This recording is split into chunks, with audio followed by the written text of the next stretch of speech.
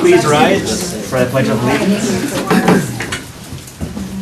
I pledge Allegiance to the flag of the United States of America and to the republic for which it stands, one nation, under God, indivisible, with liberty and justice for all.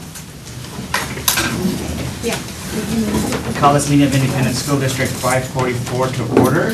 Clerk, can you establish a quorum for us, please? Certainly. Kirby Anderson. Present. Natalie Knudsen. Here. Melanie Cole. Present. Matthew Lemke. Here. Misty Hermes, present. And Stephen Fergus. Here. We have a quorum. Thank you. Moving on to item number 6, as we have the agenda approval. There is no modifications to that was sent out. Do we have a motion to approve the agenda as presented? So moved. I'll second. Steve and Melanie. Any discussion?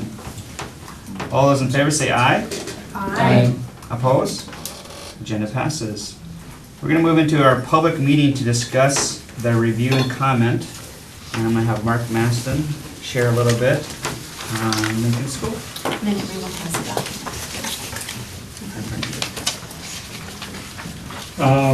Whenever a school district needs to either construct or do a major remodel or acquisition of a school building, it needs to file what is called a review and comment with the Department of Education.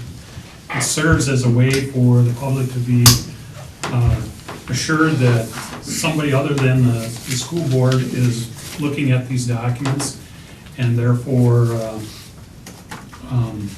gives another stamp of approval or denial to a project. At the same time, as a result, we also have to have a hearing so the public knows what the status of that review and comment is. So that's what the purpose of this meeting is tonight, or this hearing tonight. Now, normally we would have, in a perfect world, masses of people from the public attending this meeting, but at the same time, I think enough people and members of the press have been here, so I think a lot of people know exactly what project has been submitted for review and comment. You'll see the review and comment was issued on May 28, 2019, and the topic is, of course, the acquisition of the former Target school, or Target retail store, and the purpose of the school district to convert that into a preschool center, along with subleasing a portion of it to Children's Corner for the operation of a daycare center. And so there's many pages here just giving base information of all the players that are involved.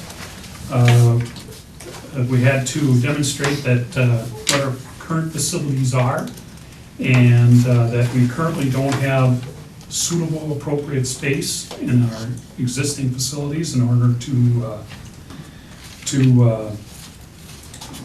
do this project. We had to explain our financing, which of course is coming through a lease levy. And we have an existing lease levy with the Heritage Building that's been in place for many years. And we are simply going to be converting some of that, or all of it actually, over to the Target building. So there essentially has not been going to be a tax increase to the public. And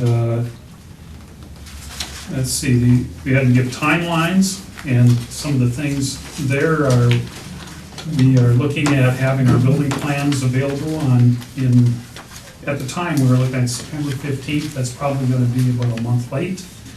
We were looking at bidding this project in November. That's probably going to be a month late. There is a state plan review that also has to take place, and sometimes they can be drawn out. But basically, we're hoping to get the bids out and maybe a return on those bids in January so that we can commence construction probably around March. And that's an update from here. We still plan on obtaining, having the building ready for usage on August 1st. That gives us enough time to move in, stock with supplies and so forth. We also had to explain in this review and comment the costs that are associated with it. And we do have a $1.55 million acquisition for the Target building. We initially had $160,000 in here for the acquisition of an additional 8 acres of land, but the review and comments said that that's not appropriate, so we'll have to pay for that out of our facility budgets that we have. And we have to do, we put in there for about $3.4 million of build out. In other words, converting the Target building into a preschool area. Keep in mind that $3.4 million includes putting windows in the facility. It includes putting skylights in the facility so that there will be plenty of lights. It includes some exterior work such as parking lot maintenance, painting of the facility on the outside as well, and then just some buttoning up of the panels and so forth to make sure. It's a 20-year building, we're just gonna do a little touch-up on the building. We had, and I should say, we had a separate line item for the parking lot. We had about $700,000. We had playground in there for $150,000, and that consists mainly of fencing and turning some of the parking lot into green space. We will then move some of the preschool-aged equipment that is currently located at McKinley over to the preschool center, and then possibly acquire some additional. We also have bonding costs of about $150,000. That number proved to be pretty light on the recent bond sale. We had architectural fees and a contingency of $210,000. Some of the expansion in here will consist of 4 infant rooms for 32 children. That's a doubling of children's corners capacity. We'll have 4 toddler rooms for 40 children, and again, that is a doubling of their capacity. They'll have 2 preschool rooms for 20 students or children each, and again, that's a double.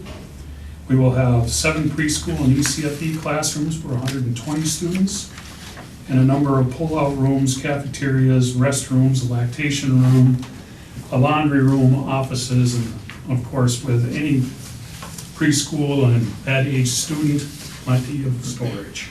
Plenty of storage. Beyond that, that's kind of a rundown of the review and comment. We also had to put in how the bonding costs work and so forth. And the payments will be over 18 years. And at the end of 18 years, the school district will own the building. And also keep in mind that this building will allow for us to have somewhere in the neighborhood of 60,000 square feet of available space for the future. So those construction costs, when we do expand that 60,000, is not included on this review and comment, nor is it included in any of the bonding or build-out costs. That will have to be a decision that the board makes in the future.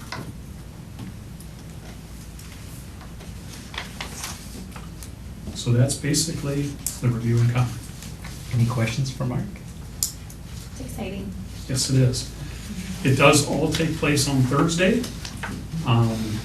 Both the sale of the bonds will be finalized on Thursday, and then the real estate transaction will also occur on Thursday. We've had 3 different assessments done on the building condition, and they've all come back very positive. Well, in one case negative, which is good because it's an asbestos test. We want that one to come back negative. But everything's a go, and we should be knocking on wood on Thursday, be the proud owner of Lincoln School. That's good. Okay. Thank you, Mark. We'll move on to our meeting now to move into our resolution acknowledgements. And Clerk, would you like to give that resolution? Yes, I'd like to offer the following resolution on acknowledgements and move for its approval.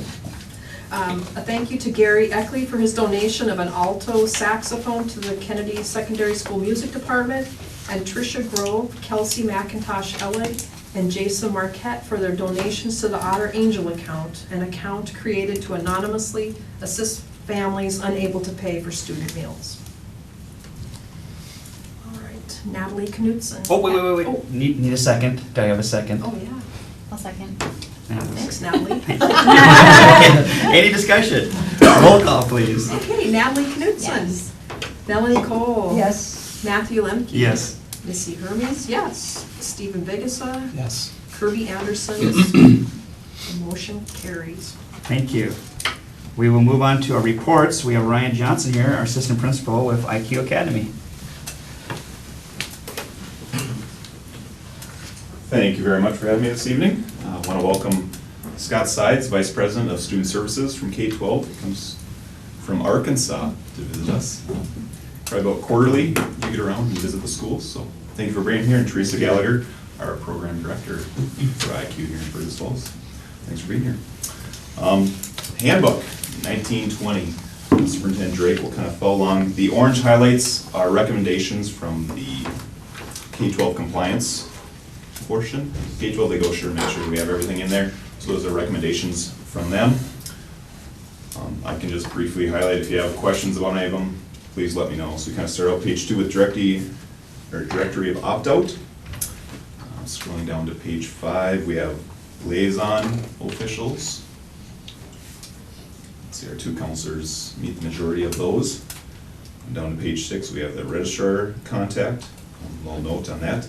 We are in the process of hiring a new registrar. Current one, Andrea Berge, will be moving on. So Teresa's been working hard on filling that position.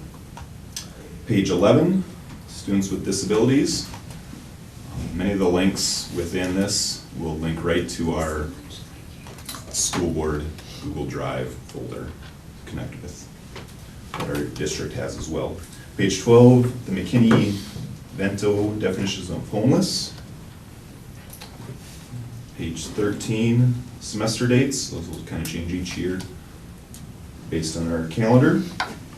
District early admission, page 14. And that's links right to our school board policies. Page 16, probably the biggest change, the part-time enrollment. You'll have a resolution later on in the meeting to close enrollment the last school day of April. Reason for that request is using our academic advisors and counselors to be able to focus that time on finishing the year well with our current students that we have enrolled. Process now, even last spring, we have students enrolling the last week of school. So taking time for our counselors and academic advisors to make sure we orient them. And as you know, probably not the best start either when you have a week of school left. So we're looking to close enrollment the last school day in April, just so we can focus on the kids we have and finishing the year well. Want me to pause there? Any further questions, or should I go through this first? Well, I was curious, because we were the only school in IQ, the only online school Yep. in Minnesota that still had an enrollment up until the last day of school. Yep, So I wondered where that recommendation came from. we're still much later than MNVA and Insight are both K-12 schools here in Minnesota. Okay. I believe MNVA's end of January, February, and Insight's kind of beginning of March here as well, so we're still later. Okay. But yeah, the recommendation's coming from the IQ staff, Okay. myself included in that. So does that get posted then onto the website then, if it's approved eventually, that closing date is coming up? Or how does that all work through? Remember, looked at other school districts and Yeah. how they do it. So, yeah, they'll be in our student handbook, then we will contact the K-12 registration, Okay. kind of national company, and let them know this enrollment, where they can still sign up for our school, but they won't begin until the following school year. Sure. It's Okay. after that date, so working with the K-12 national enrollment, just to Okay. communicate those dates and times. Well, and the enrollment is a process that generally takes how long? The big factor is the families getting all the documentation in. Mhm. If they can do that within a couple days, then come our process right now, it comes to IQ. We get them, then we give them kind of the orientation week where they meet with, they need to go to a session with our counselors to make sure they can download Blackboard and do that. And then they have a meeting if they're secondary students, either with a middle school or a high school. So that takes about a week. Then the following week, once they've gone through those 2 orientations, then we put classes in for them. What we found when we were just throwing right into classes, they didn't really know what's going on, so Yeah. to help them with that transition. So it could be a 2-3 week process. Again, the big X factor is families getting that paperwork into K-12. Other questions about that? Page 18, crisis plan messaging. We use email a lot. The built-in email for IQ is Outlook. It's all held within internal student accounts, cannot email outside of our domain for that, just for some safety and security for our students. 20 is PSEO, links, documentation for that if students are interested. I had a question on that page Mhm. where it says, what do I do if my internet goes out? And this is maybe a word is just missing, but it's in that first sentence, it says if your internet temporarily goes out, you will still need to school. Now, is it attend school or go to school or I think it means think about school. think about, oh, just. That's right, gets you to think about it. Yep, we can certainly make those adjustments on that. Thank you for picking that up. Preference on what we put in there? Attend, I like that because expectation.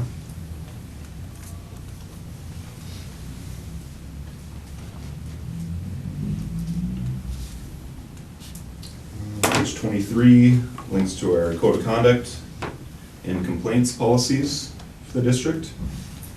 28, camera use. The orange. Can we go back? Yep. The internet is a requirement of IQ, but if your internet temporarily goes out, you will still need to, or you will not need to go to school. What you need to do is find an alternative Yep. internet provider. And that is that's part of what it. you're leading into, like local library. So it's not really, we're not saying you need to go to school, you need to, Do school. you need to find backup. Yep. You need to do backup. That's probably the way I want to go with that. I would suggest that. What's your suggestion? Well, instead of saying, it says you still need to school, I think, and then it says we suggest going to local library, local visit. What they need to do if their internet temporarily goes out is they need to find an alternative internet provider. Tether to a phone, go to the Right. library. Yep. Right. So attend school should be fine because you I think need to so. go to the library to Yeah, find that's true. internet or. Right. Thank you. Attend school via an alternative route. Maybe That that's- is a part of the application process that they need Okay. to have a backup plan. Okay. I'm okay with that. Thank you. Anything else? Page 23 again, the code of conduct and complaints policies. 28, camera use. This is a little change. Our elementary is using Zoom now rather than Blackboard. Better video and audio quality, and it's allowing the teachers to see the students at the same time. They started using it last school year. Now we're kind of going full force for our elementary students. Teachers have really liked that connection, being able to see the students as well. It's been a good thing in building relationships amongst their peers as well. We do have a couple of 6th grade teachers that are trying it out with the middle school kids. A little bit different with larger groups, but had some that were willing to try. So that's fun to see as well, because those 5th graders were used to it last year in elementary, so we're trying with them in 6th grade as well. And conduct some of our special ed meetings using Zoom as well, especially at the elementary level, because that's what families are familiar with. And again, it's good video and audio quality. Do you know roughly how many special ed students we have at NIQ? Right around 60. We have 3 full-time special ed teachers, and they're all kind of in that 20 to 23 range right now already, so. And ESL students? None that qualify currently. We have some that mark, then we do some follow-up with them to see if they require services. Something unique that kind of started last year, we have a Somali population in the metro that kind of have a learning director. So it's been fun to see where they're helping coordinate and act as a learning coach for those students. We're providing educational support there. So it's a growing area for us. Page 30, clubs. Opportunities for kids to get involved through K-12. Some of those opportunities that they offer. Now, have you done clubs before? Is this just, you just put it in it, or is this a first year or second year or something? I think they've been there, but then having it in the student handbook. Okay. Opportunity for So that's kids. actually kind of cool. And then Mr. Thorstead in the past has done kind have a STEM thing on Friday as well, and he does pet shows every once in a while, just to engage the students as well, so that's fun to see. Zoom's been a great avenue for that as well, being able to share their pets at home. Have quite, I mean, I suppose it's tough to, has there been quite a bit of students taking advantage of the clubs and stuff like that, just for a different connection, or is it? That I haven't heard at this point. Okay. This year.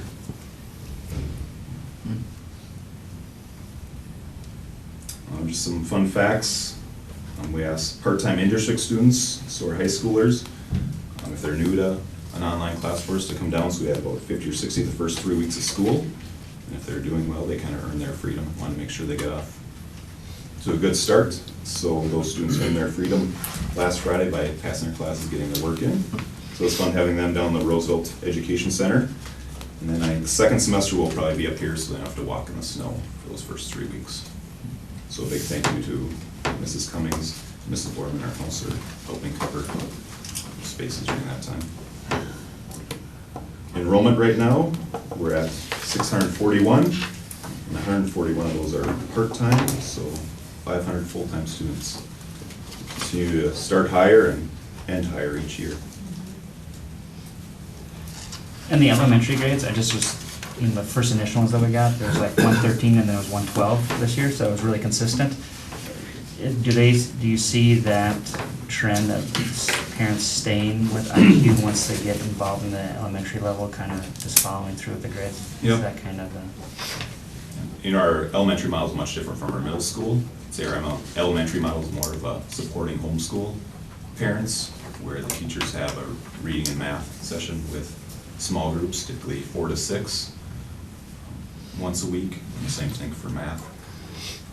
And then, supporting the learning coaches or parents, working through their daily plans at the elementary level. Then 6th grade is kind of the traditional 6 classes, and more independent. What is the truancy process? Do you use the same truancy collaborative that the school district, the bricks and mortar district does, or do you have something? We tweaked ours a little bit, so rather than using the 7 days for unexcused, kind of the state model, we go with 6, 12, and 18 are kind of our targets when we're reaching out to families. And we base that on missed live class connect sessions. So they have 6 sessions each week, 1 for each class. If they don't attend that live, then they have 1 week to submit a report or a summary after watching the recording to show that they've done that work, gotten the content. After that 1 week, then their mark is unexcused.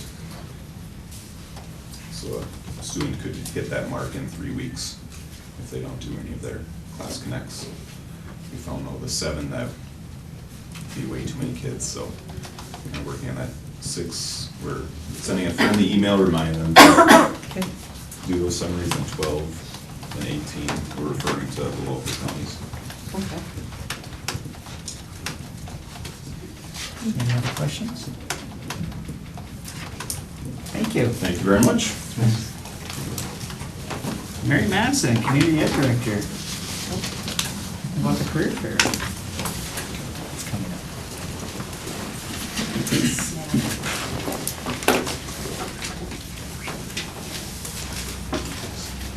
Good evening, Superintendent Drake, school board members.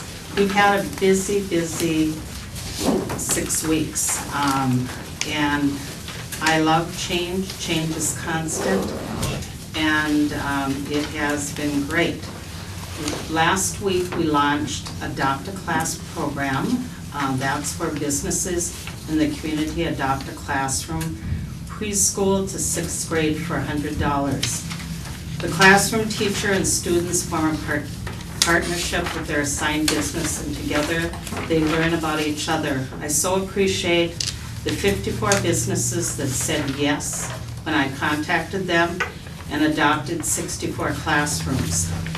The more children are a part of their community, the stronger their educational experience will be. And you've got a business listing and everything, and we are very fortunate to have all of them with us. I'm here basically about the Career Expo. It's our 14th annual West Central Minnesota 2019 Career College and Career Expo, and it will be held at Kennedy Secondary School on October 10th, 2019. Over 700 local and area high school students will be able to meet with professionals in a diverse range of career fields to learn about future work opportunities as well as educational and training requirements for each field. For the third year, and if you want to pull this out, you can. This is in your packet. Juniors and seniors from Kennedy Secondary School will have an opportunity to visit local employers to learn about exciting career options right here in Fergus Falls, one being entrepreneurship. They will also have an opportunity to chart career paths and plan for their future. The day will allow students to visit post-secondary colleges, technical colleges, and military representatives. Also, students will have the opportunities to visit businesses that are in high demand in West Central Minnesota. The goals of the 2019 Career Expos, and there's a committee that works on this, is to foster awareness of high demand career opportunities, provide students an opportunity to meet and form personal contacts with business leaders, increase students' interest in STEAM, science, technology, engineering, art, and math, and alleviate isolation of students who are interested in careers that do not require a 4-year degree, such as a 2-year degree and certificate programs. We all know that this is really lacking in many communities right now in the entire nation. In addition, the students will hear keynote speaker Todd Dufault, who will address the 7 pillars of success. He has 35 years experience working with students, adults, and teachers all over the country.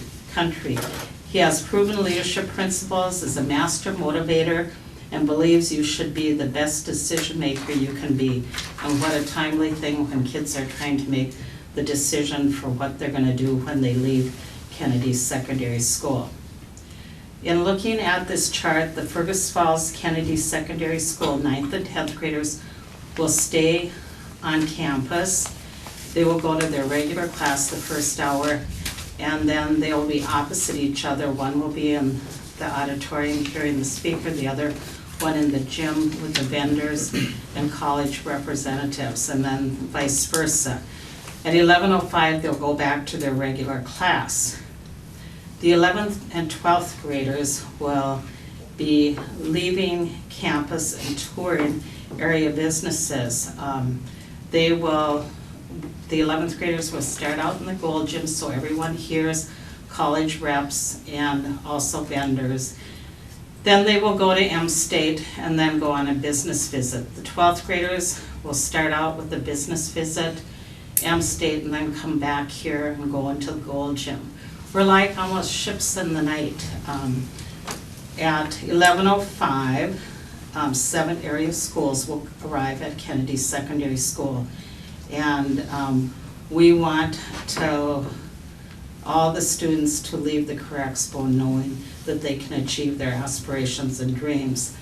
The area schools will go they will hear the speaker first, then they will go into the gym, and then they will go also to M-State so they can see what we have here, and also that college can be affordable if you make smart decisions.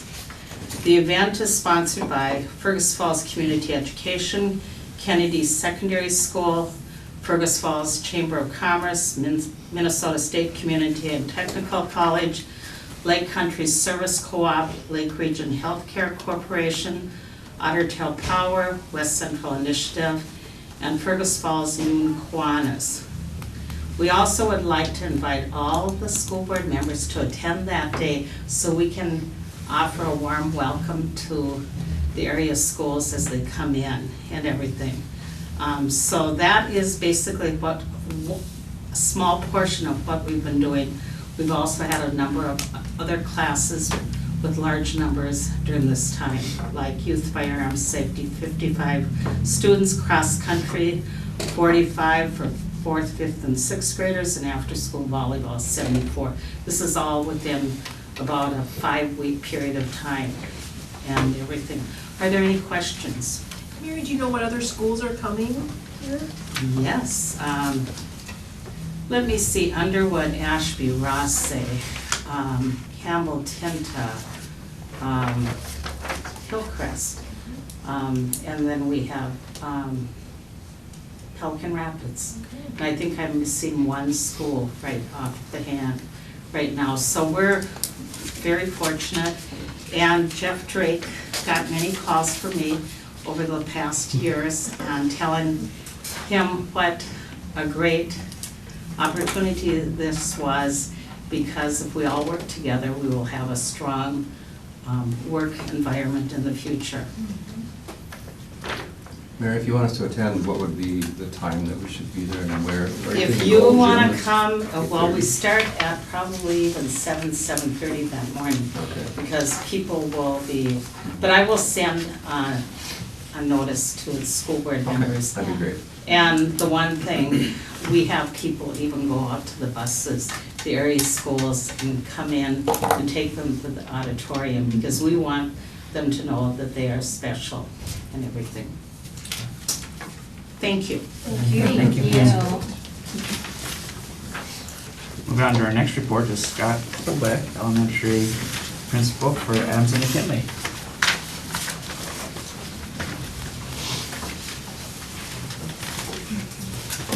Thank you, ma'am. So I just wanted to publicly thank Mary Madison for her work through her office. She talked to you a little bit about the Adopt a Class business partnership. And it's a lot of coordinating on her part, a lot of effort, and I know she stays in close communication with Mr. Monge and Mrs. Rund and myself throughout that process. And we appreciate her making all of those connections, and I know I speak on behalf of our classroom teachers as well, who enjoy that partnership that they have with a local business. A number of things to share with you tonight. I had a conversation today with our school nurse, Jen Cohorst, and I said, Jen, tell me a little bit more about our vision and hearing screening process that we use in our district. And I just wanted to share a little bit with you about that. You may or may not know that all first graders, third graders, fifth graders, and seventh graders in our school district are screened. Our school nurse, along with plenty of help from M-State nursing students, come into our buildings and they screen every single student, and they look at their vision and their hearing. And I had a lot of questions for her because I just wanted to better understand the process. Students who are screened by the M-State nursing students, if they don't pass that initial screening, then our school nurse, Jen, will re-screen them. Kids who don't pass the vision screening will be re-screened by our school nurse on the very same day.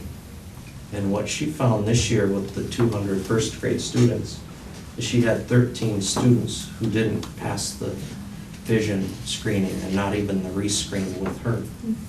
But she said, of those 13 that she'll refer on to a doctor, she says probably 5 will come back with glasses.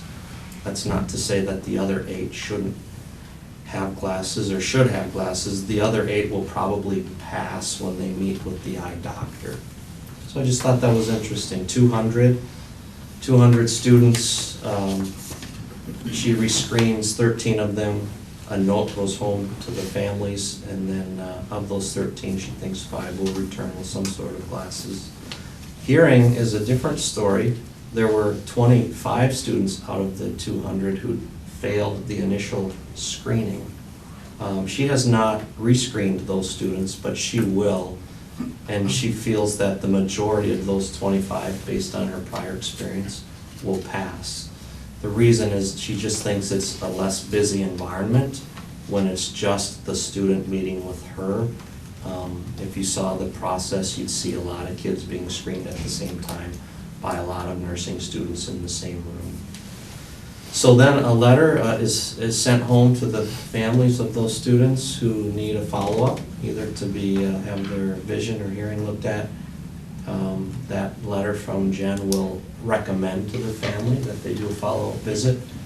And then in the end, the doctors will either let Jen know what was found, or the doctors can fill out something on the form that Jen sends with the family, and then that can come back through the family back to our school nurse. So I just wanted to thank her for that. That's a big effort when you screen every first, third, fifth, and seventh grader every single year. It's quite an effort, and she does a good job with that. And while I'm talking about our school nurse, I also want to give her some praise for what she does with the work of our incoming kindergartners. She really works so hard to track down those families that don't have their students' immunizations up to date. It's state law that you have to have your immunizations up to date in order to start school. And she joins us on the first day of school, which is not a traditional first day for kindergartners. It's when the parents come to McKinley and they sit down and they meet with their child's teacher. But she has notes made up for each teacher. It says, hey, here are the 2 kids in your classroom that don't have their immunizations up to speed yet. Please send those parents down to the gymnasium to meet with me after you're done meeting with them. And I'm happy to say that despite her great efforts every year, this was the first year that we were able to allow every single registered kindergartner to start school with us on the first day of school. We've not seen that before, and so we're very pleased about that. And I do think it's one indication that speaks to the overall group that came to our kindergarten class this year. We're pretty impressed through the first 14 days of kindergarten, through the first 15 days of school for our other grades. So we think we're off to a good start in many respects at McKinley School. Couple other things, MAP testing started today. It's about a 2-week process in the fall, winter, and spring. Our labs were working beautifully. Ever since we went to the Chrome bases at McKinley and Adams with the touchscreen, we just haven't had any glitches when it comes to MAP testing. This week is homecoming. I'm sure Mr. Monkey will speak more in depth about that. Our involvement at McKinley and Adams is on Friday. Friday is Maroon and Gold Spirit Day, and our students are going to be encouraged to dress up in school colors, and then all of our students at McKinley and Adams will walk downtown to the parade, and then they will be bused back to their schools, so we get them back in time to catch the buses to get home at the end of the day. We also think maybe walking from your school all the way downtown with those little steps and little feet is probably worth just doing it one way. Now that we're starting our 4th week of school, into our 15th day here today, kind of settling in on some numbers. We have 250 students exactly as of today at McKinley School. Of those 250, 205 are in kindergarten, and 45 are in our 2 sections of first grade. Adams School, we're sitting currently at 298. Of the 298 at Adams School, 155 are in first grade, 143 are in 2nd grade. So with our 45 first graders at McKinley and the 155 first graders at Adams, we're sitting exactly at 200 first graders. So as of today, again, that's 205 kindergarten students, 200 first grade students. And then between the 143 second graders at Adams and the 46 second graders at Cleveland, we're looking at 189. So again, I'll remind you, we have 10 teachers for our 205 kindergartners. That puts class size anywhere from 20 to 22 in kindergarten. We have 9 teachers for our first graders. That puts class size anywhere from 21 to 23. And then we have 8 teachers for our 189 second graders, class size anywhere from 23 to 25. Parent-teacher conferences coming up, October 10th, 11th, and 14th. A week ago, this past Friday, we sent parent-teacher conference forms home with our students. There's a 2-week window in which parents can go online and sign up for a conference time. That window will close this Friday on the 27th. We find that a lot of our families are taking advantage of that online scheduling. I was thinking today, for sure this is our 2nd year, it might even be our 3rd year now, where we've gone to online scheduling. Families who don't care to go online and register their child can still fill out the form and check a box if they prefer to have a conference morning or evening on certain days, and then send that back to their child's teacher, who then goes online and schedules that and then communicates with the family when their conference will be. And then lastly, just want to share with you, between the buildings of McKinley and Adams, there are 25 what we would call homeroom teachers or regular ed classroom teachers. And then if you add the 2 special ed teachers, 2 Title I, 2 Phi Ed, and 2 music, there's 33 licensed teachers between those 2 buildings. Of the 33, 13 of them are either in their first, second, or third year of teaching in our school district. What that means is, as I was looking at what Elaine sends out to the building principals each year, is she helps us stay on top of what we're supposed to do when it comes to classroom visits and observations and evaluations. So with those 13 staff members who are in year 1, 2, or 3, I'll be making 3 formal classroom visits. That's 39 observations, plus there's some other tenured staff who are up for their evaluation this year. So I guess my point is I'll be very busy, and on average probably be doing 1 classroom observation every 4 days from now until the end of the year. But it'll be more than 1 every 4 days, because you don't want to leave those until April or May. So I will be starting on that process very, very soon. And with that, I think that's everything I had in my notes that I wanted to visit with you about this evening. I'll entertain any questions from the board. So Scott, did you say how long you spend in the observations? Do you spend the whole day with the teachers, or? It's generally on average about an hour. Okay. And then after each observation, there's a follow-up meeting where you meet with the classroom teacher to discuss the lesson. It can be anywhere from a minimum of 25 minutes to 45 minutes, depending on what time of the day you have that. If it's during a teacher's prep time, we have to keep it within that 20-minute time frame. If you want it to be longer, generally you have to do that after school. And then do they get notice that you're going to observe, or do you kind of just pop Yep, in? with the formal observations, we have a process where between the 2 of us, we select a date, and then they have what's called a pre-observation form that they need to fill out. And then after the observation, they fill out what's called a post-observation or a reflection piece. And we have them fill that out before we actually sit down and meet with them. Scott, do you think that 205 number for kindergarten, do you think that's going to kind of stay there, or is there my first year here, does it tend to go up a little bit, or is that pretty much where you think it'll be the rest of the year? I think 15 days into the school year, I think it won't fluctuate too far one way or the other from that 205. No doubt, as the school year goes along, we'll gain some new students, but we also might lose a student here and there as well. Okay. Any other questions? Thank you, Scott. Thank you. Thank you. Our next report is from Tindy Run, elementary principal at Cleveland. Good evening. I just brought along some highlights that our 2nd, 3rd, and 4th graders have been working on at Cleveland. Our 2nd and 3rd graders have adjusted to Cleveland being their school and are navigating the building very well.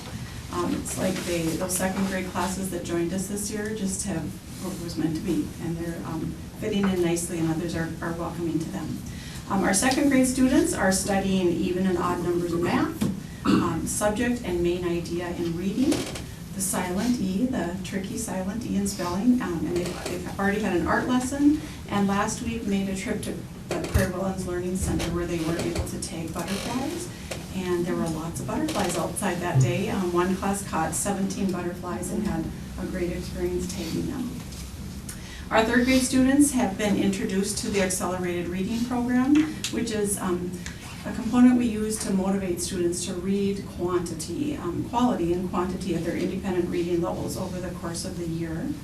Last week they had their first field trip to Prairie Woodlands Learning Center, and throughout the school year, all of the 3rd grade classes make 7 trips to the prairie, and each time they are studying kind of a mystery animal or a mystery plant, something related to the prairie. And all of those visits are tied directly to the Minnesota State science standards, so a nice little bonus in their science learning. Our fourth grade students had the opportunity to sign up for orchestra last Monday, and those that did already had their first morning rehearsal last Thursday morning. Orchestra becomes a new learning opportunity for fourth graders, and they sign up with lots of enthusiasm and are pretty faithful in toting those instrument cases back and forth with them. In some situations, the cases are as big as the students, so it's kind of fun to see them. Their first concert will take place on December 19th, which is only 3 months from now. They will have 12 rehearsals between now and then, and historically speaking, they sound pretty amazing during that first concert in December. During September, district-wide, we promote safety. We're teaching students procedures, we talk safety, whether it's walking everywhere you go or practicing the safety drills that we're required to do. And across the district, we've had fire drills, lockdown drills, and just some walkthrough drills so that students know where the meeting points are or what we expect when we're moving throughout the building. So good practice for all of us and a good reminder of the importance of safety awareness. Throughout today, thank you to our FIA teachers. Bus safety is also reviewed at the start of each school year.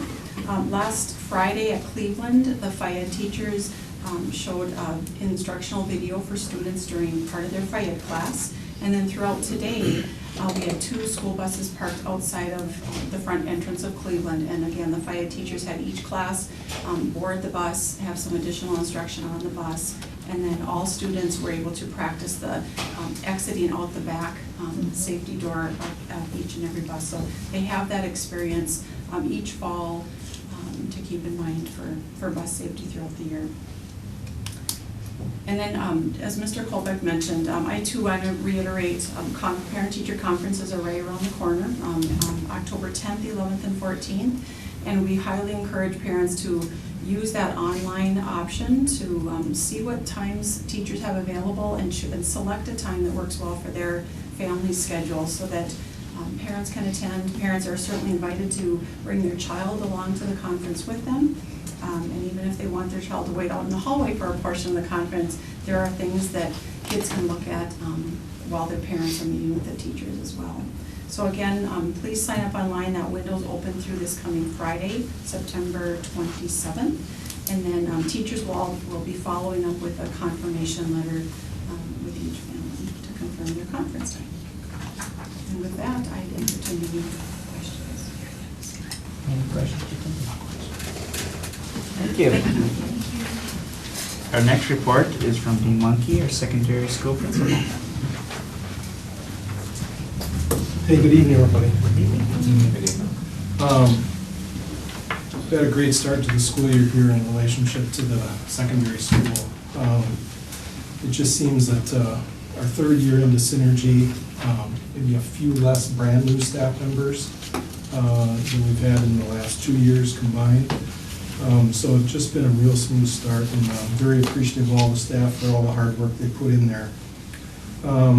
And before you blink, it's homecoming week. So not much time to rest up there. Special thanks to Mr. Tilkey and the High School Student Council for putting all of those events together. It's not an easy task to determine your student council composition one week and then give them a job, by the way, you got to put this thing together the next week. Coronation is tonight at 7 o'clock, so I'll probably be racing out of here as soon as I get done. But just a lot of fun for both staff and students to just kind of enjoy this week. And really, the main activities really kind of occur on Monday and Friday.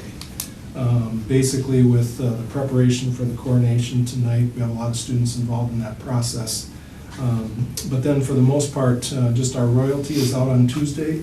They visit a lot of the local nursing homes in other areas, and I know people are very appreciative to see them come each and every year.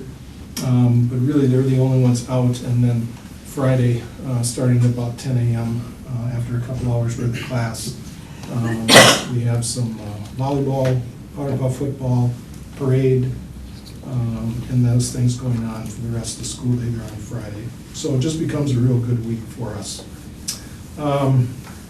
As I mentioned before, I've been really impressed with the new staff members that we have brought on board here at the secondary level. I had an opportunity to get out into 2 of those classrooms just this last week, and just amazing. One thing that I've noticed is these new teachers come to us with technology skills that are off the charts, and we're just trying to keep up, whether that be with new technology that they've already been exposed to in previous settings that they'd like to bring into their classrooms now, or just their ability to latch on to whatever we had in the room as they walked in has just been very impressive. So it's fun to go out there and see those, and it's also encouraging when you put out a notice that, hey, this many people are out for teacher observation. 2 of the quickest responses I got were from brand new staff members that gave me an invitation into the classroom. So that was very encouraging. The other area where we see a lot of change is with our special education paraprofessionals. There's just a lot of turnover in relationship to that position, as you folks see in relationship to hiring. But those new folks have just jumped on board and gotten into the classroom. They're helping their students along the way, and I hear nothing but positive things coming from our supervising teachers, and seeing those people just be comfortable walking all over the classroom here and throughout the building, helping some of our special needs students, so that's great to see. We've also placed 11 students this semester out in our work experience internship program. I had an opportunity to meet with those students in 2 different groups. Catherine Anderson invited me in, and just kind of to share with them a little bit of history of where this came from, and the fact that they are kind of a pilot group for us this year. We were stressing things like business casual dress and showing up on time, communicate with your employer so that we can all be on the same page, but just generally some helpful hints to make sure we get that program with a good, strong start here as well. And those students were really excited about the different placements, and we have them everywhere out there. So it's fun to see, and it'll be fun to track that over the course of this year and hear back from them as far as some of their experiences that they're enjoying with this new program. And our midterm is already this Friday. We will be asking our teachers to have their grades current a week from Wednesday, and all of a sudden we'll be sending out progress reports. So that will come just before parent-teacher conferences. So we're kind of already in that, okay, you better be checking Synergy. There's plenty of information there on Parent View for our parents to keep track of student progress, because we're going to have parent-teacher conferences right around the corner here. And then Ryan made mention of the numbers in relationship to IQ, way up there. Big, strong start there. We're very appreciative of that. Our ALC High School is full already, which is also good. I can't thank Kristen Toole enough for the work that she does behind the scenes to get all those students registered, enrolled, and ready to go within that first week of school. It is so important to get a great start for those students, and she is right on top of that every year. But we're well over 70 students in that program right now, and we can handle a little of that in relationship to part-time and other fancy scheduling, but that really is already at capacity for us, which is great. And we're also feeling the numbers a little bit in relationship to high school, especially in 9th and 10th grade. We're doing fine. We got everybody into a classroom, but it could be a situation where we're going to take a close look at second semester and see if we've got enough possibilities for each and every hour for all of those students. Because when it comes to high school scheduling, there is no perfect kind of schedule that you come up with. You always find that in the end, there's an hour or two that become real heavy, especially in relationship to those 9th and 10th grade core classes. So we'll be taking a closer look at that and see if we need to make any adjustments for second semester. Questions? Has there been noticeable improvement with the in and out traffic with the students during the school day? Yeah, you know, we've made some modifications in relationship to that. Just in having another noon hour supervisor in our activities hallway. We've also gone to some electronic check-in and check-out relationship to our students. And I would say that the gals in the office and Mr. Tilkey would say that that's going just great. We've even run into some examples where we've kind of tracked down a student or two. No real blatant fault on the part of the student, but just not quite following all of the procedures that were necessary. But it was good that we were alerted to that. Get a hold of that student and say, hey, you just remember you need to check out. You've got a legitimate reason here for leaving the building, but you know, we were able to kind of track that down because of these new procedures. So yeah, I think it's going well. And there is no foolproof system, of course, but I really appreciate this electronic check-in and check-out because it almost becomes instantaneous between the different offices as far as being able to quickly check if a student checking in, checking out. It's easy to track. Good. The 11 students in the work experience class, is that a one semester class? Yep, and then we've got another 10 to 12, I'm not exactly sure of the numbers for second semester, but it is a one semester class. They met for the first 2 weeks in a seminar format right here at school to kind of get some base information. And now they're out and about come week 3. And at least for, most of them are at least for 2 periods. And we've got some unique situations where the student could stretch that to 3 if it was end of the day, beginning of the day kind of situations. But yeah, they're out and about, and those 18 weeks will go by real fast for them, and then we'll try it with another group. You had quite a few applicants for this, right? 'Cause, Yes. How many did you have again, I think? Boy, I'm not 100% sure right off the top of my head, but I would say we were looking at over 30, and probably 21 to 22 of those were actually placed. Some of that was first-year conditions, just in relationship to, do we have enough sites, are those sites confirmed, kind of timing like that. We hope to just kind of keep building on that every term. Right. Any other questions? Thank you, Rick. Please. And Superintendent Drake.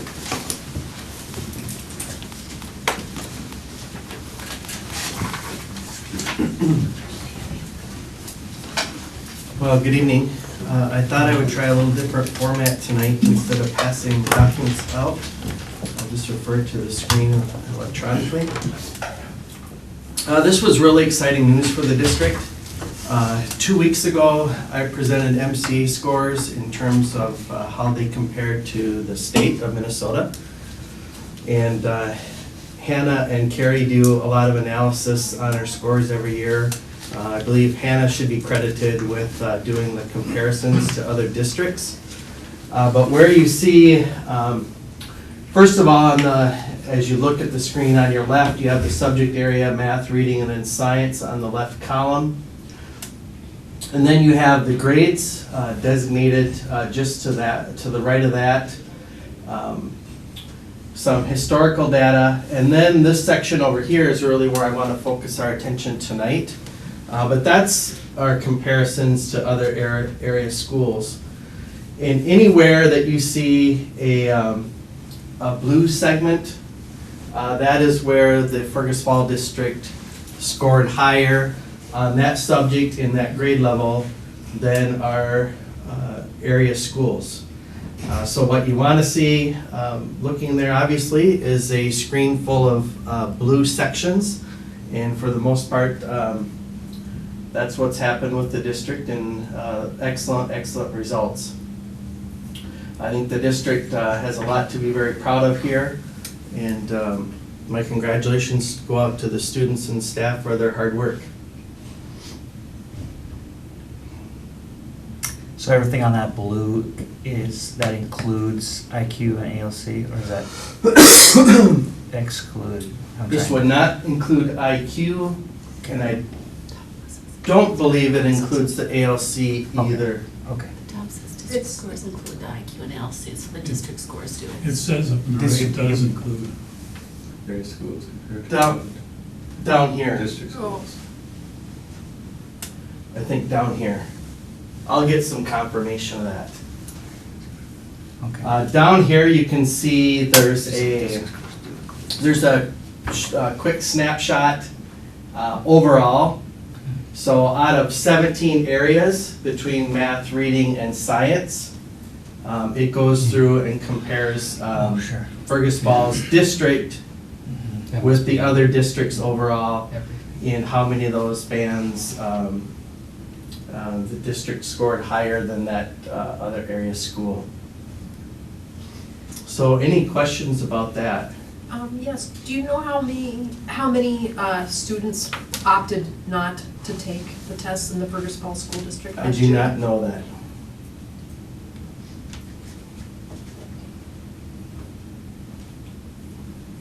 I can certainly find it out though. I'm assuming we don't know how many in the other districts opted out either. No. so. I think we could find it out for our own district. I don't know as we would have access to that data for any other school. One suggestion I would make is that, like, look at Ashby. You see all the NAs for not applicable. Mm-hmm. The not applicables go against us, and so those numbers, that first number on there should be 9 out of 10 instead of 9 out of 17. Good point. That would just be one change. Why do they say not applicable, just they didn't Not have enough, kids? That school didn't Tested. test it or didn't have enough or whatever. Or it's not available. True. We don't know. Or it's more time. Yeah. Yeah, anyway, just a, Gotcha. it's like Battle Lake's doing okay. Yeah, Yeah, we that's a did well. good, that's a good school district. Should hire their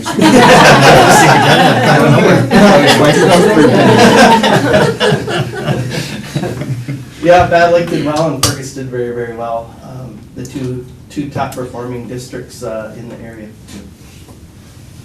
Any other questions about that? All right, MDE School Climate Cohort. Back in mid-June, Tindy and I viewed a webinar about an opportunity to participate in a school climate cohort hosted by MDE. And it's a regional cohort, and it's housed out of Lakes Country Service Co-op. And essentially, when we went through this, I thought it was potentially a really nice complementary program to the strategic planning that will be done by the district this year. So as part of the process, each building was asked to come up with a minimum of 2 representatives. And I should add, Melissa Amundsen will be joining us at our next meeting on the 24th. With the strategic planning, our goal would be to have common shared vision from our preschool all the way up through the end of the high school experience at KSS. And so we'll meet about 5 times this year. In October, we'll be talking more about some surveys that will be going out. One of them will be in regards to parents. Another one will be community. Another will be students. The parent survey, which we'll talk about more during the work session, we will make sure that that is a good pairing with the survey that we're compiling ourselves. The nice thing about it is that you get your results back in about 6 weeks, and the data is all compiled into charts and graphs and ways that the district can look at it and draw some meaningful information and conclusions from the data. Along with this, each of the local sites will also have their individual climate teams, and the building principals will be responsible for deciding who is serving on those building sites. So this group is representing the district and their buildings. They take it back to their individual sites, and then there's further work that will go on from there. One of the pieces that the school or the group was introduced to was the idea of SEL, which is social emotional learning. Our preschool program is integrating second step curriculum in their program. They have money to purchase that through a grant this year. My understanding is it has been done in some of our elementaries at some points, not necessarily every year. It's becoming a pretty strong segment of support for it in school systems. In part, this is related to the increase in student behaviors and some of the behavior issues that we've seen in the classroom, and looking at ways that we can, on a more global scale, give students coping skills and self-regulation skills and problem-solving skills and conflict resolution skills. So this will be something that we were introduced to. We don't have a complete picture of where the cohort is going with this, but I think that it's going to become part of what they're going to suggest districts take a look at as part of their planning for their school climate. Excuse me. And so then you get the school climate improvement model. You have the district-wide component.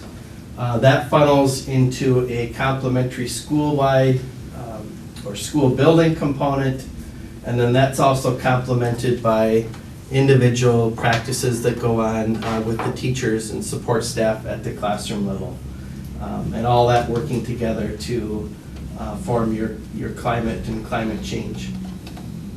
Any questions about just that quick overview about the climate cohort and what purpose it serves and how it will fit into the larger strategic plan?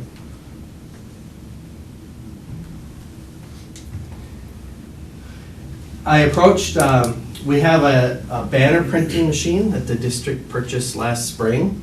We're going to put that to use. One of the students in the class has developed a prototype of a banner that could be adjusted for each of the school buildings. So we'll plan to have those developed.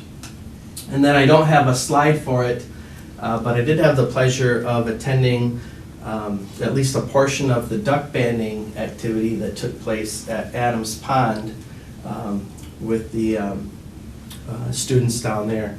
Really, really interesting stuff. Great way to expose students to nature and a very unique learning environment. And I will close with an opportunity that we had, thanks to a Center for the Arts, to have Tony here with us. And I'm not sure that I pronounce his last name. It's like Du Bois, close to that. Yeah. But Tony is a 46-year-old autistic savant. He's gifted in the area of music. He has a repertoire from memory of over 10,000 songs. And I saw him take requests from a group of seniors, senior high students. They weren't easy on him. One request was Bohemian Rhapsody, which typically runs about 7 or 8 minutes. And when Tony starts a song, he plays it through to the end, and did so very, very admirably. And then they also had him play Johnny Be Good. If you're a pianist, you know that moves right along. And so very, very talented. Had a wonderful message about accepting who you are as a person and making the most of the gifts that you have. And I thought he was incredibly entertaining and inspirational. So my hat's off to a Center for the Arts for bringing him to us. And I didn't catch it, but I understand he also sang the national anthem at the soccer match that night too. So with that, any questions? All right, thank you. Thank you. We'll move on to our general consent items. We have the minutes for the September 9th, 2019 board meeting, and minutes for the September 16th special board meeting. Personnel, Elaine Dickey. Yeah, we just have one small item on that, and on the support staff change. I'm requesting additional 15 minutes to Zach Lewis's contract. He's a paraeducator at ALC, and that's in order for him to supervise students as they arrive in the morning from basically 8 o'clock to 8:15. With that, do we have a motion to approve the general consent items? So moved. Do we have a second? Second. Any questions or discussion? All those in favor say aye. Aye. Opposed? General consent items passed. There is no old business. Moving on to new business. We have the proposed levy for taxes payable 2020, and we want to set that at the maximum amount, and I'm going to have Mark Maston speak on that first. Certainly.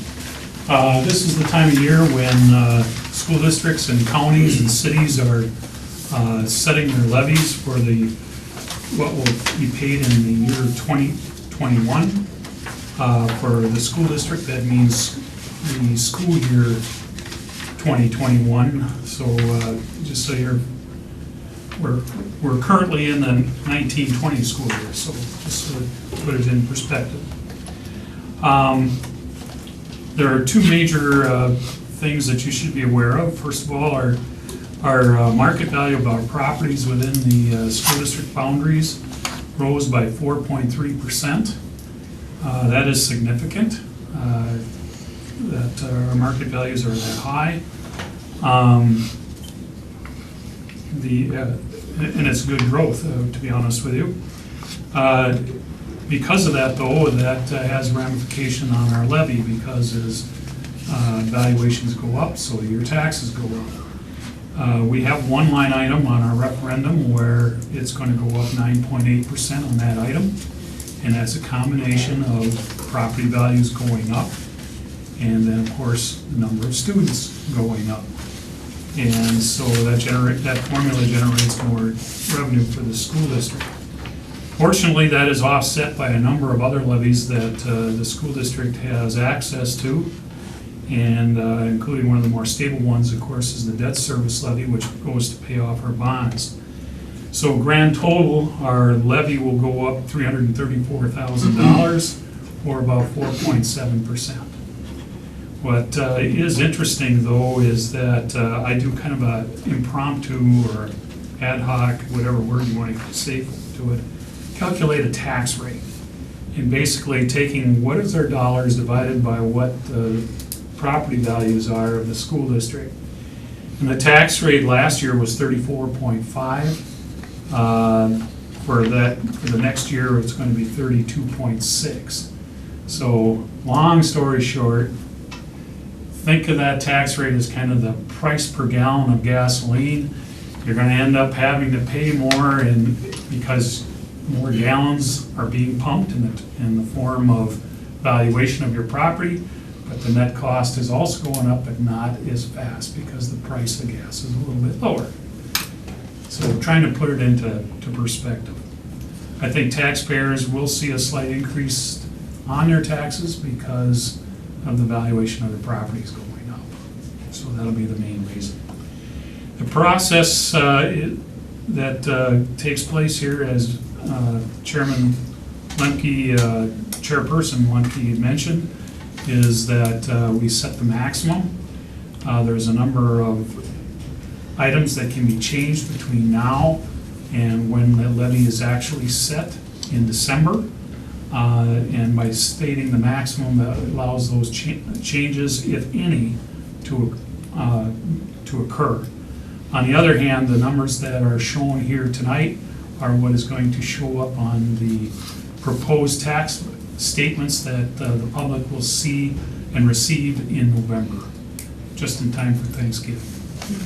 So they'll see the higher amount. I'm hoping that through a little work we can lower it a little bit and come back to you in December with maybe a slightly lower one, but I don't have that information. One item that is on here that is an increase is the lease levy. And the amount is about $113,000. And I'm thinking what this is a timing error because we originally had the Heritage Building that we were leasing for, plus we were gonna have the Target Building, but through the bonding process, we absorbed those, we adjusted the payments so that we wouldn't have that double payment in there. And we won't have everything finalized, of course, until Thursday. So, you know, it's, I'm thinking by the time of December, that number will be $100,000 less. Okay? We're gonna go informal here. Any other questions for Mark? Okay, just for the public informational meeting regarding the proposed property taxes and budget and proposed and final property tax levy is scheduled at 6 p.m. Monday, December 9th in the Otter Community Room at Kennedy Secondary School during our regular school board meeting.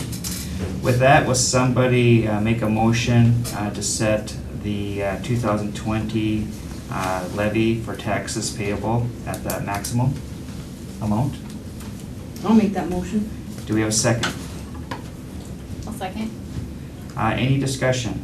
So, Mark, the way I see it, that 4.7% increase might actually be cut by a third, just because of the timing issue with the lease levy. You said that there might be $100,000. Potentially, left. yes. All right. So that'd be, it could be roughly about a 3.1% increase. So people can look at their property tax statement and see that line item and multiply that by an additional 3%, and that's what they can expect for. Well, no, it doesn't work that way because their property value may have skyrocketed because they put an addition on their house or did improvements to their house, or in some cases it went down because of some other factor. Mhm. It's not a simple calculation that can be done. Okay. But what you can do on when you get that proposed statement is at least see what the number is in November, and then stay tuned on December 9th when the school board finally does adopt it, and we can kind of tell you about that third being reduced. Sure. Okay, thank you. Any other questions or discussion? Okay, all those in favor of the motion say aye. Aye. Opposed? Motion passes. Item number 2 is our 2019-2020 fundraiser request that was sent out to us in an email. Is there any, first of all, do we have a motion to approve those requests? So moved. Do we have a second? I'll second. Okay. Go ahead, Kirby. Any discussion or questions on the fundraisers? Okay, all those in favor of the motion say aye. Aye. Opposed? Motion passes. Item number 3 is a resolution regarding online enrollment. And whereas Minnesota Statute 124D.095 provides an online learning provider may limit enrollment if the provider's school board or board of directors adopts by resolution specific standards for accepting and rejecting student application. And whereas the Fergus Falls Public Schools Independent School District 544 has determined that the student academic achievement would be compromised if they enroll in an online course after a specified date. Therefore, be it resolved by the School Board of Fergus Falls ISD 544 sets the last school day in April as the annual enrollment deadline for enrollment in an online course for each school year in which it falls. Will somebody offer that resolution and move for its adoption? I'll offer the resolution, move for its adoption. And do we have a second? I'll second. I'll take Natalie. Any discussion on this? No? Roll call, please. Melanie Cole. Yes. Matthew Linder. Yes. Missy Hermes, yes. Stephen Vigasa. Yes. Kirby Anderson. Yes. Natalie Knudsen. Yes. The motion carries. The resolution passes. Thank you. Item number 4 is the 2019-2020 IQ Academy Student Handbook that was presented to us and was sent to us electronically. Do we have a motion to approve that? So moved. Do we have a second? Second. Any discussion? All those in favor of the motion say aye. Aye. Opposed? Motion passes. And item number 5 is a resolution, and just a little bit of background on this resolution. The Minnesota School Board Association allows school boards and members of the school district to, or school boards, or members of a school board to send proposed legislative resolutions. And so there's a deadline that comes up, and this is what this resolution's about. It's just a proposal to them to see if it is something they want to support or not as a membership. This is concerning the Minnesota High School League. And what it is effectively asking is, one of the things is the Minnesota State High School League came out to that they have a deficit. And one of those main deficits that they pointed out was about $250,000 to improve their, basically, their website, some of their data and what they do on their website and stuff like that, and they just needed to do an overhaul. I thought it was a great opportunity to, the Minnesota State legislative body does do reviews of the Minnesota High School League and gives recommendations to them. They do point out that they have never accepted any money from the Minnesota from the state. But I thought in this instance, it's a good opportunity, especially because it's a bonding year this year for the state, that potentially some of that money could come through bonding. And so that's where this resolution comes from. I'm hoping that the outcome will be better transparency and communication to those schools that are in outstate Minnesota, which we are part of that. And I think that over the long run, I think it would improve, again, communication and transparency, especially for us that are not in the metro area, that are not in a nice, within an hour drive from the headquarters at this time. So I think they'll have meetings then online or? Yes, that's my hope, is that they will actually do meetings online, they'll archive them, and that they would have the agendas there, and then maybe even at some point in time, I'm hoping that the technology is already there, that they can do an interactive, meetings where people can actually log on and be able to speak just online wise for different motions and things of that. Is my hope at some point in time. Because the technology is there, they just have to be willing to move in that direction. So my hope is this will help them. So Is there just people that, they just don't want to update with the times, and is that kind of, who's blocking, why wouldn't they want to ask for money on this? I don't know. I think part of it is this may be more of a prideful thing, would you say? Just because they make it a statement. I know Kirby had mentioned it in their annual report that they haven't done now for this year. I think this year is the first year they haven't done an annual report, is they just kind of make the statement. I know the executive director had made a statement that basically said, well, we have never taken money from the state. But ultimately they do take money from the state because they have, our membership dues did go up, and we receive money from the state of Minnesota that, and our students participate within the Minnesota High School League rules, and, it's the state tournaments and stuff. So ultimately they affect everything that for co-curricular activities they do affect. Mm-hmm. So. There has been quite a bit of press, particularly in the Minneapolis papers, about the high school league, that they've traditionally prided themselves on not taking money directly from the state. They've also, I think for many, many years, at the end of their fiscal year, if they had money left over from ticket sales or from whatever activities that they sponsored, then they would give refunds to the participating schools. Now, they haven't done that for the last couple of years, and so now they have a deficit. I think it's about $400,000. I think 250 of it in their proposed budget is to update their website. And personally, I know their website really is not very good. I know I've tried during tournament time to go in and see scores and to see schedules and see where games are being played, and it's like pulling teeth. And so they really need to do that. But there's a whole lot of other background there that because their ticket sales are down because attendance is down at tournaments. They've added some different sports, and there's some things that they don't ticket for that are difficult. It's hard to ticket for cross country and things like that because there's no one point of entry. Sometimes it costs more to hire the ticket takers than what you get back to the tickets. So there's a whole lot of stuff going on here. But bottom line is, all they're asking us to do is say, yeah, we think that the legislature should go ahead and, or MSBA should encourage the legislature to go ahead and provide the money to update the data systems. That's really all we're asking. It doesn't cost us anything. If they'll accept it. Right. If they'll accept at the end. But Right. I think they will, I think. I think they would. I think it'd be good discussion anyway at the state level too. Yeah, absolutely. No, it's Yeah, good. and I think, and if they get the money, then I think they'll add another, maybe there'll be another layer of transparency from the Minnesota High School League, which has been criticized in the past for not having transparency. It's there. It's just called Craig Olsen Sports and have him. Yeah. We won't put it in, but that's a good idea.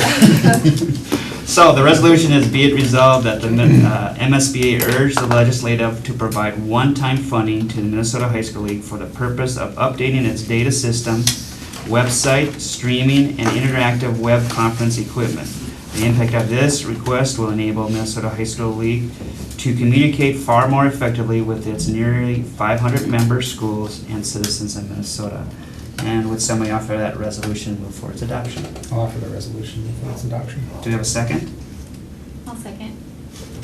Any further discussion? Yeah, and so I think, the number is roughly 250,000 is what they're gonna be looking for. Yeah. It's not- Legislatures. Yes, it's not like the licensing system where they needed $20-some million. Yeah. Any other discussion? Roll call, please. Matthew Lemke. Yes. Missy Hermes, yes. Stephen Biggessa. Yes. Kirby Anderson. Yes. Natalie Knutson. Yes. Melanie Cole. Yes. All right, resolution passes. Thank you. That concludes our regular school board meeting. We will go into a work session to talk about staffing and strategic planning. Our next regular school board meeting will be Monday, October 14th at 5:15 PM right here at the Outer Community Room at Kennedy Secondary School. With that, do we have a motion to adjourn? So moved. Do we have a second? Second. Any discussion? All those in favor of adjourning, say aye. Aye. Opposed? We are adjourned.